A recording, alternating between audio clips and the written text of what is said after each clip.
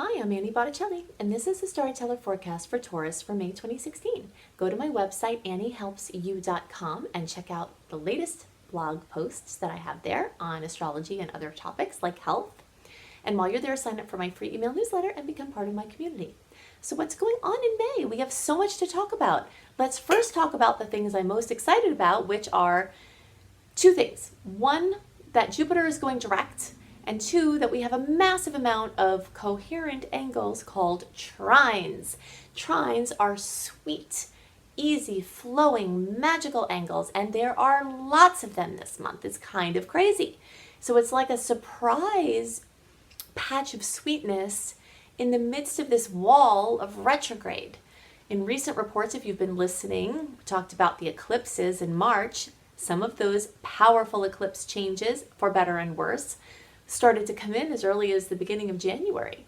And now in May, we're still very, very involved in an active part of the eclipses. News is still coming in.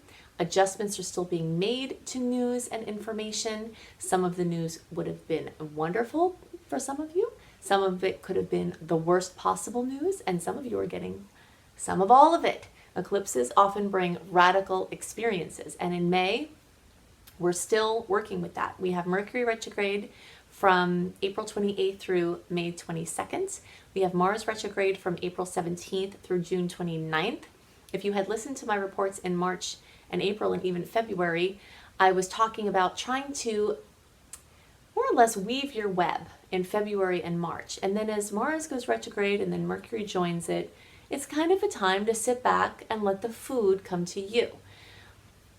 I have a very large spider web near a well on my property, and this spider, this very large green and black spider, has become my theme friend for this month, because that is the kind of energy that this whole combination of all these factors brings us.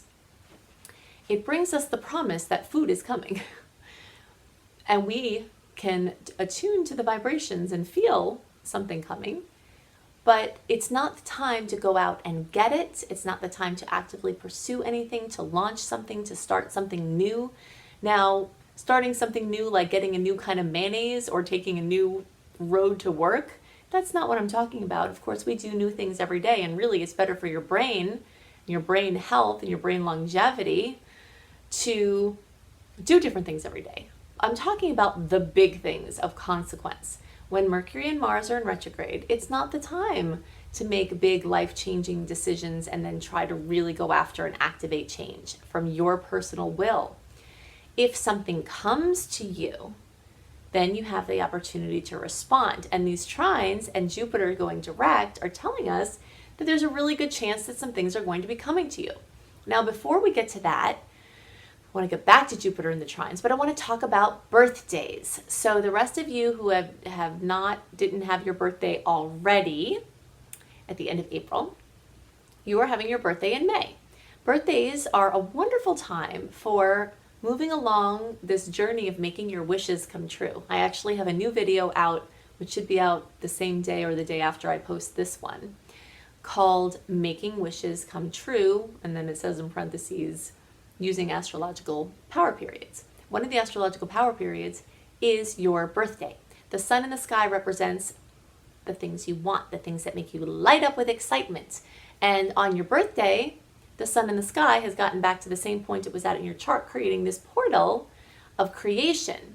So you want to do your birthday wishes, and I give you all kinds of guidelines as to how many, how to do them, what to do, what to not do, to facilitate their coming true, and I have all kinds of other suggestions. I've been doing manifestation work for a very long time, and so this video embodies a lot of information there. So hopefully you'll check that out. So we've got the birthdays. Now we've got Jupiter going direct. Jupiter was moving through the 5th house for you early to middle degree placements. Early degree placements are the beginning of the sign, like April 20th, 21st through April 30th or so, April-born Tauruses. The middle degree placements are like the first 10 days of May, and then the late degree placements are like May 11th through May 21st. If you're watching for your rising sign, Early would be 0 to 9 degrees, middle would be 10 to 19 degrees, and late would be 20 to 29 degrees. So the early degree placements and most of the middle degree placements will have seen Jupiter working in their 5th house when it was starting that transit towards the fall of last year. Or if you're down under, it would be the spring of last year, but basically like September. That would have started to bring more expanded possibilities for growth and luck and benevolence into your sector of children, creativity, true love. Having Jupiter go through your 5th house is one of the best times to attract your true love or to improve the romantic relationships you have. And when it went retrograde, anything that might have started up would have, probably simmered down. Now, for your later degree placements, Jupiter is still enhancing your 4th house of home and family. So, expanding something about your home. Jupiter's expansion is a subjective experience. So for some people, they feel expanded like if a child moves out of the house because they have more room in their house. For some people, they feel expanded when they move into a tiny house because they have a small mortgage. There's something that's going on for especially later degree placements where the energy of home is being expanded somehow. So either out to the country because that feels expanded, or into the city because that's expanded for you, And it might be that your actual family size is expanding due to children or in-laws coming in and expanding your family. Some people get more roommates, or people actually moving into their house, or get multiple houses. Like if they have one house, they get another house. It's the energy of amplification and expansion as it relates to home and family. So then again, when Jupiter started to go retrograde at the beginning of January, you'd stop and say, what happened to all that stuff that was brewing at the end of the year?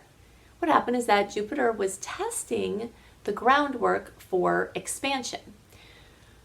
And if the groundwork is not solid, in the retrograde, it assesses that, figures it out, and strengthens the foundation so that when it moves into expansion mode again, May 9th, that you have a stronger foundation for even deeper expansion. So anything having to do with children, whether they're your own or others, creative projects. For some people, their creative projects are their babies. Some people have babies and creative projects. For some people, creative projects are the only babies, and it feels like you birthed these things. It's like a true labor of love. The 5th house is also the house of fun and romance and true love, as we talked about before. So you might start to see things getting enlivened in one of those areas, depending on where your placement is.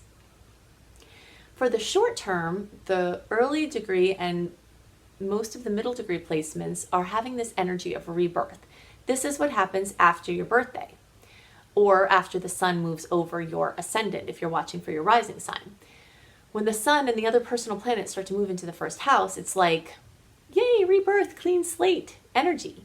And May is just bubbling up with that type of energy for most of you. The rest of the middle to later degree placements, you still have a lot of energy in the behind the scenes place. And then you're getting ready soon after the later point that your birthday comes, or that the sun moves over your ascendant, then you're going to start to move all of that energy out. And it will be perfect timing because Jupiter will be direct. So all this energy of expansion and newness, and the trines, which are these sacred geometrical connections that are magical, are going to bring opportunities. And a lot of the opportunities are going to be coming from the past. Mars retrograde and Mercury retrograde are telling us that. So you are going to be the spider rather than activating, launching, forcing, going out and getting. You weave your web, you hang out, you see what comes to you. When something comes to you, you can be discerning as to whether you're going to eat it or not, And it's important for you to ask a lot of questions, because when Mars and Mercury is in retrograde, there's a good chance that you don't know everything. Either someone's withholding it from you purposely, or you just haven't gotten up to that point in the negotiations yet.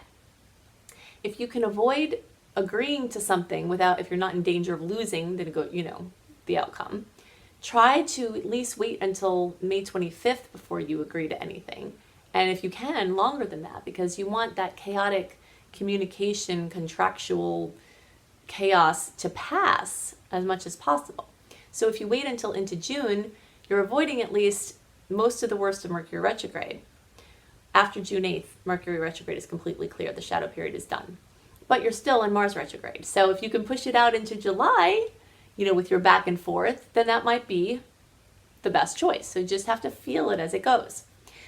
Something that is going on for early degree Tauruses, so April born, really the first even several days are feeling this the most. But this is a trend that's going to come more in the distant future, but it's an undercurrent that brews. Whenever we're talking about Pluto, which is what we're about to talk about, Pluto spends a long time, a very long time, in one area of your chart. But as it's starting to get closer, it's like you can feel the rumblings. It's very under the earth kind of energy. It's like you feel it. The story that is coming for Taurus placements, especially the very early ones, is to grow or die. And this is more likely a figurative grow or die. But for the sake of or the situation of like a business, I learned about this transit when I was experiencing Pluto going over my ascendant, because I have Aries rising. So that happened for me before it was happening for you. And it was at that time that I had this nudge to do these horoscopes. And at the time, I had been doing astrology for a long time, but not to the degree that I started doing them once I started doing the horoscopes. And if it weren't for my knowledge of Pluto, I might not have done them. And my life would be totally different, because Pluto is saying, grow or die, grow or die. And I read this story about this guy who had some sort of business, like maybe laundry or I don't know, something that it was like a physical business. And he had been in business for 30 years. And then it came time to like grow or die, basically. And the guy was like, I know what I'm doing. I've been doing this for 30 years. But he had Pluto on his, not ascendant, midheaven. He had Pluto on his midheaven, which is what the early degree placements are getting close to now. And when Pluto is on the midheaven, it's telling you specifically with your career and work and life purpose that you have to stretch out way beyond what is comfortable for you. Or everything that you've built could possibly go away with a quickness. So that's what happened with this guy. He sort of thought that he knew it all and didn't want to grow into like probably internet-based things. And he, or if it was I can't remember what the story was, but in any case, he decided to not grow. And he was out of business within 6 months. And that is the story that Pluto is telling you. For the rest of you, you're still in the phase where you're studying and learning and gathering information and comparing philosophies and looking at expanded possibilities and like laying a groundwork for your future work expansion. So you're studying, you're learning, you're researching, you're possibly getting education. And at some point in the future, you'll move into that phase where you have to make that decision to grow or die with your business, with your work. So that's what's going on for Taurus energies. If you would like some assistance, personal assistance, you can go to my website, anniehelpsyou.com. Check out my blog. There's always new things on there. You can also check out my Train Your Brain programs. These subliminal bundles are on various topics: radiant health, wonderful relationships, being your own boss, and being a money magnet. And they have multiple tracks within the bundles that really affirm in new imprints to help you create your life in the way that you would like to. So check it out, and while you're there, sign up for my free email newsletter, become part of my community, and I'll see you next month. Bye.